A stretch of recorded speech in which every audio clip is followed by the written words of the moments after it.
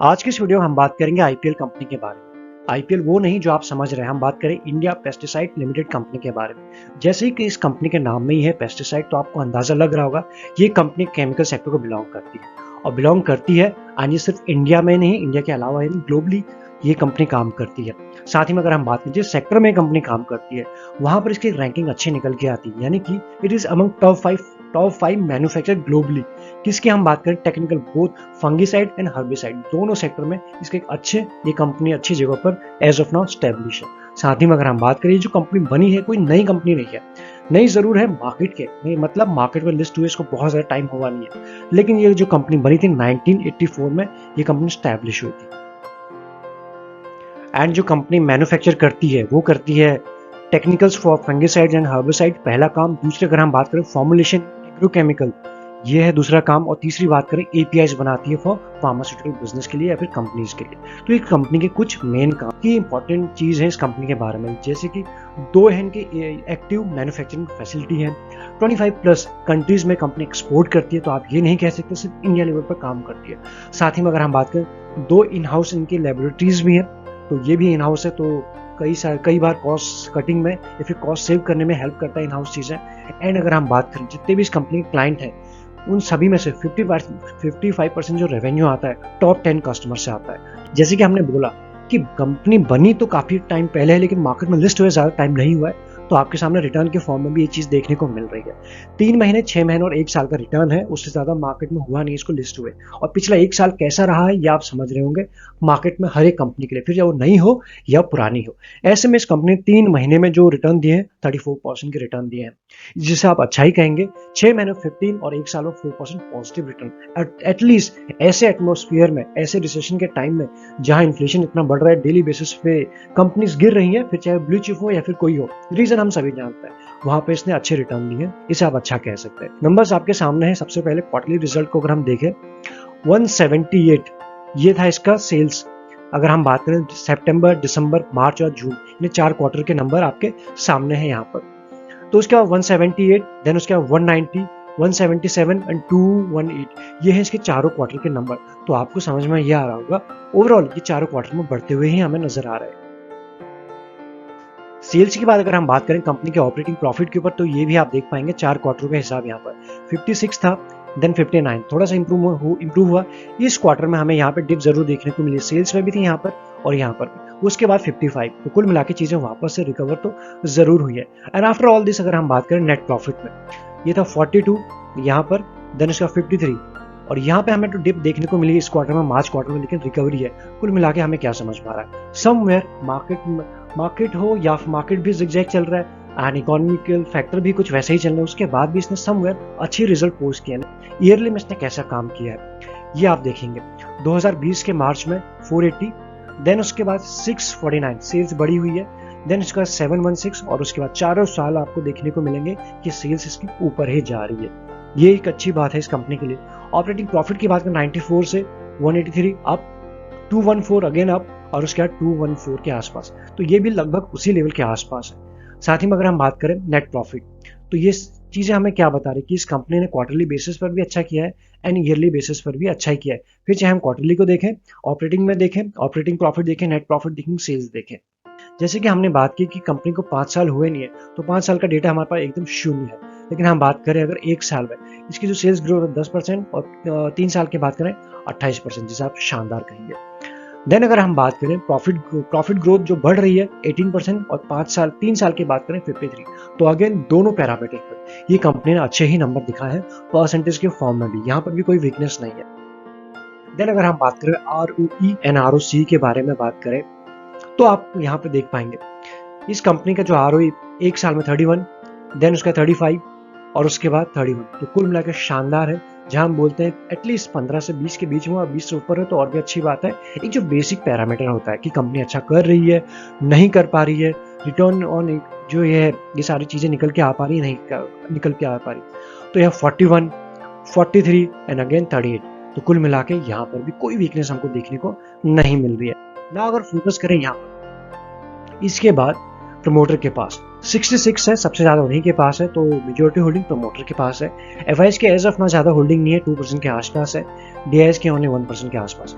Promoter के पास जिनकी सबसे ज़्यादा होल्डिंग है वो है पब्लिक, 30% के आसपास पब्लिक के पास होल्डिंग है इसमें।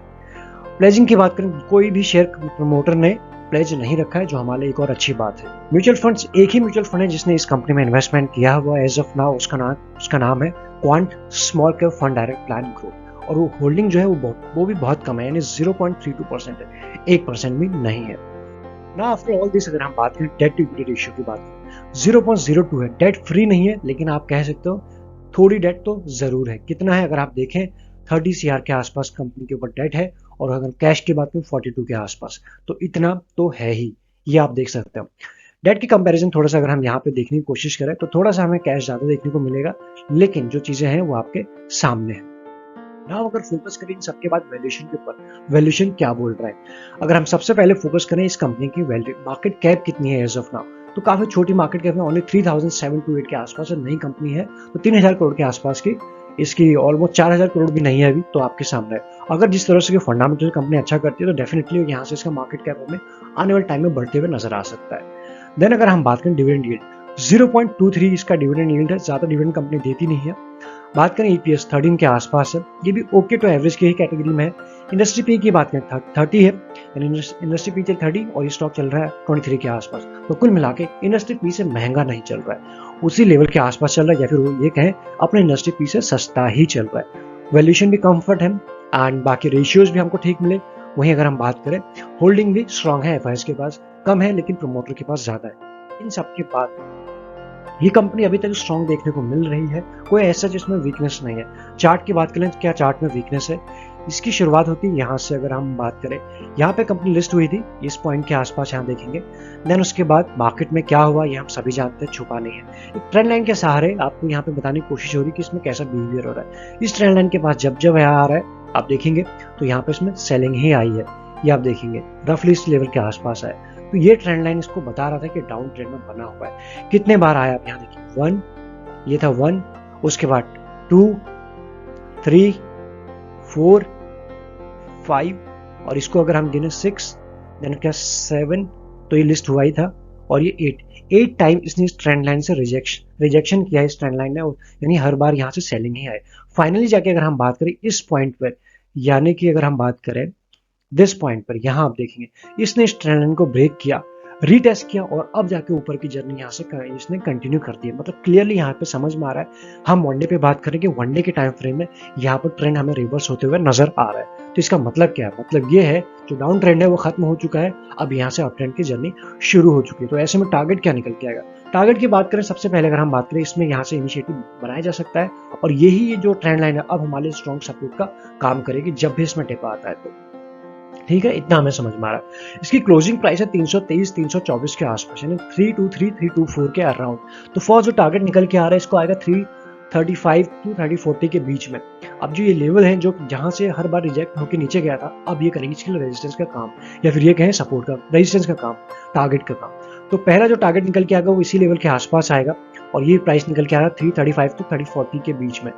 देन सेकंड टारगेट की अगर हम बात करें वो रहेगा इस लेवल के अराउंड जहां से रिजेक्ट होकर नीचे गया था, और इसकी अगर हम बात करें 350 के अराउंड आ रहा है, और इसका फाइनल टारगेट निकल के आएगा ये, यानी 350 के 365 टू 370 के अराउंड। जैसे ये 3 टारगेट इसके अचीव होते हैं, मीट होते हैं, देन उसके बाद ये एक ऐसी टेरिटरी में चले जाएगा जहां इसका कोई भी रेजिस्टेंस नहीं मिलेगा। मतलब इसके ऊपर अभी तक ये वहां पहुंचा ही नहीं है, पहली बार पहुंचेगा तो उसके बाद इसमें और भी हमें फ्रेश तेजी देखने को मिलेगी। तो रीजन में डेफिनेटली शॉर्ट टर्म में ये सारे लेवल्स जो हमने डिस्कस किए, 3 आपके सामने ड्रॉ किए हैं, ये इसके लिए रजिस्टर का काम करने वाले हैं, या फिर ये कहें टारगेट का काम करने वाले हैं। हर लेवल से हमें थोड़ी थोड़ी प्रॉफिट बुकिंग देखने को मिलेगी, और जैसे जैसे इंपॉर्टेंट लेवल के आसपास आएगा, सपोर्ट के आसपास आएगा, वापस से हमें इसमें बाइंग देखने को मिल सकती है, क्योंकि इसके ब्रॉडर टाइम फ्रेम में, वनडे के टाइम फ्रेम में ट्रेंड जो है रिवर्स होते हुए नजर आ रहा है। इसलिए क्या करें, आप इसके ऊपर रिसर्च कीजिए, समझिए, एंड उसके बाद ही इसके ऊपर कोई भी एक्शन लीजिए, कोई भी इन्वेस्टमेंट कीजिए, क्योंकि हमने एजुकेशन के पर्पज के हिसाब से कई सारी चीजें आपके सामने लाने की कोशिश की।